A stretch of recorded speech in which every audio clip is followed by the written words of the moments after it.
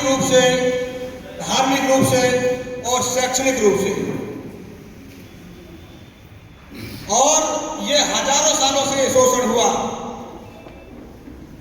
इस समाज में महापुरुष पैदा हुए, उन्होंने संघर्ष किया और उस संघर्ष की बदौलत संविधान बना। संविधान में हमें अधिकार मिले और उसके बाद भी हमारा शोषण होता हुआ बंद नहीं हो रहा है।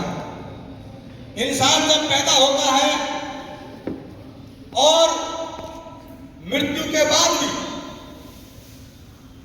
उसका शोषण होता है। जैसे पंडित पुजारी करते हैं ना कि भाई बैकुंठ को जाएगा, ये दान दे दो, वो दान दे दो, जो आप ऐसे वो देखते हैं, तो ये शोषण हो रहा है। जब संविधान नहीं था तब शोषण होता था, चलो मान लिया कि हमें कोई विशेष अधिकार नहीं था। अब तो अधिकार है, संविधान है, फिर भी शोषण हो रहा है। तो ये बहुत बड़ा ये एक चिंता का विषय है। तो जिन लोगों ने शोषण किया है वो लोग आपकी समस्या का समाधान करने वाले नहीं है, और जिनका शोषण हो रहा है उन लोगों को अपनी समस्या का समाधान स्वयं करना है। हमारा जो संगठन है बामसेफ, उसने हमें महसूस कराया कि हम जातियों में नहीं है, हम इस देश के मूल निवासी लोग हैं। और जितनी भी पार्टियां हैं, चाहे वो अखिलेश यादव की हो, तेजस्वी यादव की हो, चाहे वो राजकुमार सैनी की पार्टी हो, और तमाम जो पार्टियां हैं, वो सभी जो भाषा बोलती है वो बामसेफ की बोलती है।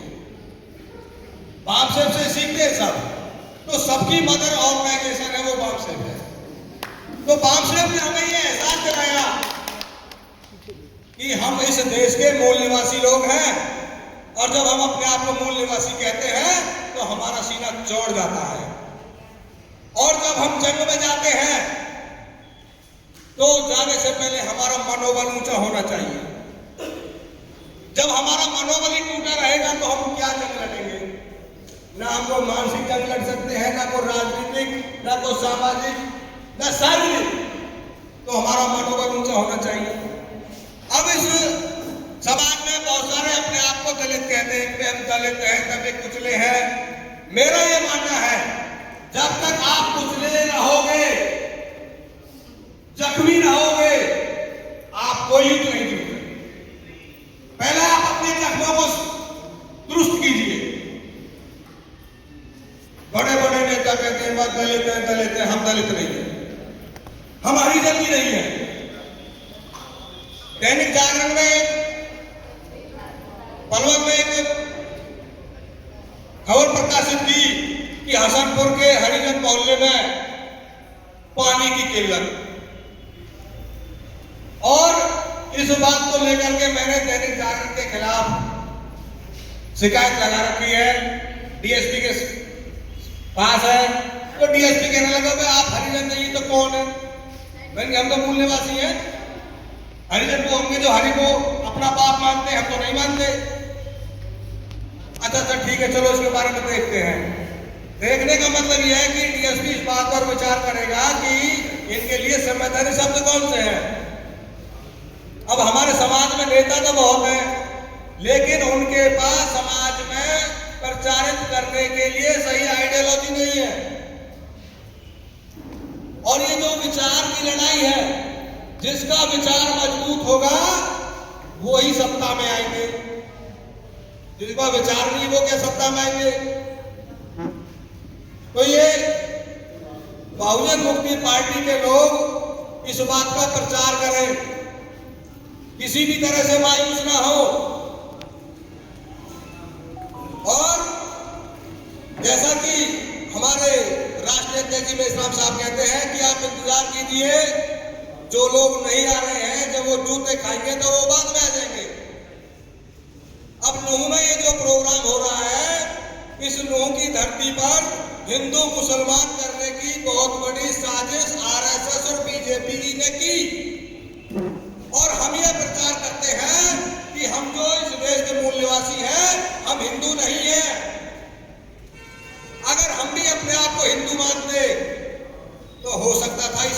में हम भी पार्टिसिपेट करते। लेकिन हमारे समाज का कोई भी मूर्ख भी एक व्यक्ति है, वो भी अपने आप को हिंदू नहीं मानता। तो मेरी जो भी यहाँ पर मुस्लिम साथी बैठे, तो ये निवेदन है कि वो हमको हिंदू कहना बंद करें, हम मूल निवासी हैं। तीसरी बात यह है, जैसा कि मैंने बताया कि जो हम शोषित लोग हैं, शोषण हुआ है, इसका समाधान खुद करना है। यदि हमने इस अपनी समस्याओं को समाधान नहीं किया तो ये समस्याएं हमारी आने वाली पीढ़ियों को विरासत में मिलेगी।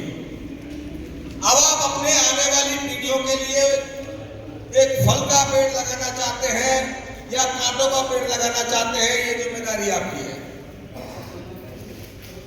अगर आप कुछ नहीं करोगे, अगर आंखें बंद करके रहेंगे कि कुछ हो ही नहीं रहा है, तो ये तो कबूतर वाली बात हो गई कि कबूतर सोचता है जब बिल्ली आती है कि आंखें बंद कर लो कि समस्या है ही नहीं। तो ऐसा नहीं होगा, समस्या है और बढ़ रही है। कदम कदम पर हमारे साथ शोषण होता है, बहन बेटियों के साथ अत्याचार हो रहा है, चाहे किसी भी जिले में हो। जब अत्याचार होता है तो बहुत सारे लोग इकट्ठे हो जाते हैं, जिंदाबाद मुर्दाबाद 4 दिन करते हैं, फिर वो ढाके 3 बार फिर अपने घर में चले जाते हैं। तो इन समस्याओं का समाधान होना चाहिए परमानेंट। और बहुजन मुक्ति जो पार्टी जो बनी है वो इसलिए बनी है ताकि हमारी समस्याएं जो हजारों सालों से चली आ रही हैं वो सब खत्म हो। और जब आपकी विचारधारा के लोग और वो लोग जिनके दिल में आपके लिए दर्द है, आपके लिए प्यार है, वो लोग जाएंगे तो समस्या का समाधान होगा। वरना 1000 से ज्यादा एमएलए बैठे हैं, 131 एमपी बैठे हैं और उनकी हालत बिल्कुल वैसी है जैसे किसी हड्डवार में कोई कुत्ता किसी हड्डी को काट रहा हो। अब हड्डी कटती तो है नहीं, लेकिन कुत्ता उस सूखी हड्डी में लगा रहता है, मांस तो रहता नहीं है, और उसको काटते काटते उसके मसूड़े छिल जाते हैं, उसके मुंह से खून आता है तो उसको चाटने लगता है। तो वो सोचता है कि भाई इसमें तो बहुत टेस्ट है, मजा आ रहा है खाने में, तो उसको चाटता रहता है। तो ऐसी हालत हमारे समाज के नेताओं की हो गई है कि वो जिस मलाई को वो चाट रहे हैं वो समाज का खून है। तो जो वो नेता है उनकी चौकीदारी, उनके प्रभाव से आप बाहर आइए और अपनी समस्याओं का समाधान करने के लिए पार्लियामेंट समाधान बहुजन मुक्ति पार्टी में आइए और इसका प्रचार करने की जिम्मेदारी उठाइए, तभी हो सकता है। वरना यहाँ से गए और बात को भूल गए, फिर कुछ होने वाला नहीं है। अगर मैंने वैसे गलत बात तो कुछ कही नहीं है, आपने मेरी बात को सुना, आपका धन्यवाद। जय भीम, जय मूल निवासी।